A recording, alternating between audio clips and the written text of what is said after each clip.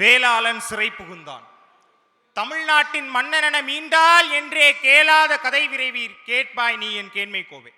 அன்பு சொந்தங்களுக்கு வணக்கம். இந்த உலகத்தில் இரட்டை சொற்களை எடுத்துக் கொள்ளலாம். அந்த சொற்களுக்கு ஏற்ற உயரமும் ஒப்பும் யாராலும் தர முடியாது. ஒன்று சூரியன், மற்றொன்று சிதம்பரம். ஏன் சிதம்பரம் என்ற சொல்லை உச்சரித்தால் கூட நம் நாடி தசை உடம்புகள் எல்லாவற்றிலும் நாட்டிற்கான புரட்சி வெடிக்கும். அவர் ஒரு மிகப்பெரிய புரட்சி தமிழர். ஒப்பே கூற முடியாத செந்தமிழறிவு செல்வன் சிதம்பரனாரிடம் வேதாந்த சித்தாந்த மனமே வீசும் என்று கூறும் கவிமணி தேசிய விநாயகம் பிள்ளை அவரை ஒரு தத்துவனான தலைவராகவே நாட்டுக்கு அடையாளப்படுத்துகிறார். அன்பானவர்களே, தன்னை ஒரு தீவிரவாதியாக இந்த ஆங்கிலேயர்களுக்கு எதிராக சிதம்பரனார் அடையாளப்படுத்தினாலும் கூட அவர் கையாண்ட யுத்தி என்பது ஒரு புதுவிதமான யுத்தி தான். எவ்வளி வந்தார்களோ அவ்வளியே அவர்களை விரட்ட வேண்டும் என்கிற யுக்தி. 15 டைரக்டர்களோடு தொடங்கப்படக்கூடிய நிறுவனத்திற்கான ஆட்சேர்ப்பிற்காக அவர் கொழும்புவிற்கு பயணம் செல்கிறார். கொழும்பு பயணத்தின் போது தான் பெற்ற மகன் இறந்து போகிறான் என்ற செய்தி வருகிறது. தலைவன் என்றைக்கும் தலைவன் தான். தமிழ்நாட்டிற்கு திரும்பினால் கப்பலோடு தான் திரும்புவேன் என்று சொல்லி இந்த தமிழ்நாட்டிற்காக இந்த மிகப்பெரிய சுதந்திர போராட்டத்தில் தன்னுடைய பணியை செய்தார். SS காலியோ மற்றும் லாவோ என்ற 2 கப்பல்களை பெற்றுவிட்டு தலையங்கத்தை இப்படி எழுதுகிறார்.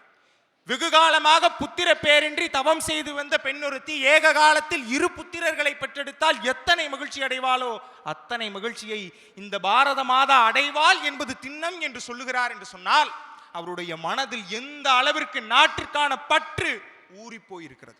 அன்பானவர்களே, கோரல் மின் போராட்டத்தை பற்றி அண்ணன் சொன்னார்கள். கோரல் மின் போராட்டத்தினுடைய வரலாற்றை பார்க்கிற போது தொழிலாளர்களுடைய எழுச்சியை அன்றைக்கு உருவாக்கி அவர்களுக்கான அடிப்படை உரிமையை பெற்றுக் கொடுத்தார். ஆனால் அது எப்படிப்பட்ட தன்மையில் தெரியுமா? இந்த உலகத்தினுடைய முதலாளித்துவத்திற்கான எதிராக ரஷ்யாவில் நடந்த போராட்டம் 1918. இந்தியாவில் தொழிலாளர்களுக்கு என்ற ஒரு கட்டமைப்பு உருவாக்கப்பட்ட ஆண்டு 1920.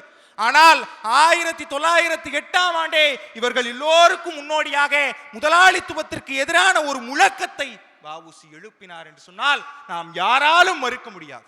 வஉசி சிறையில் பட்ட வருத்தம் எல்லாம் எல்லோருக்கும் தெரியும். மாடு போல செக்கிழித்தார் என்பது எல்லோருக்கும் தெரியும். ஆனால் தான் கைகளில் ரத்தம் சொட்ட சொட்ட கயிறு திரித்திருக்கிறார், கல் உடைத்திருக்கிறார், கல்லும் மண்ணும் கலந்த கூளை குடித்திருக்கிறார். இதையெல்லாம் பார்த்து பாரதி இவ்வாறு எழுதுகிறார். மேலோர் வெஞ்சிரையில் வீழ்ந்து கிடப்பதுவும் கீழோர் வெஞ்சிரையில் வீழ்வதுவும் காண்கிலையோ என்று சொல்லுகிறார்.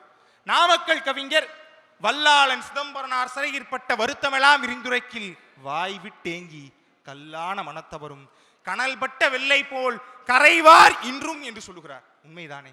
இன்றைக்கும் கூட நாம் கரைந்து போகிற நிலையில் வஉசியினுடைய தியாகங்கள் உயர்ந்து நிற்கிறது என்று சொன்னால் நம் யாராலும் மறுக்க முடியாது. அன்பானவர்களே, வஉசியை சுதந்திர போராட்ட வீரர் என்கிற தன்மைக்குள் நாம் முடக்க முற்படக்கூடாது. ஏன் தெரியுமா? மாப்போசி இப்படி பதிவு செய்கின்றார். பேச்சுக்களை அவர் உடன்பிறப்பு, தமிழ் அவர் அல்லலை போக்கும் இல்ல கிழத்தி என்று சொல்லுகிறார். வஉசியினுடைய மெய்யரத்தை படித்து பாருங்கள்.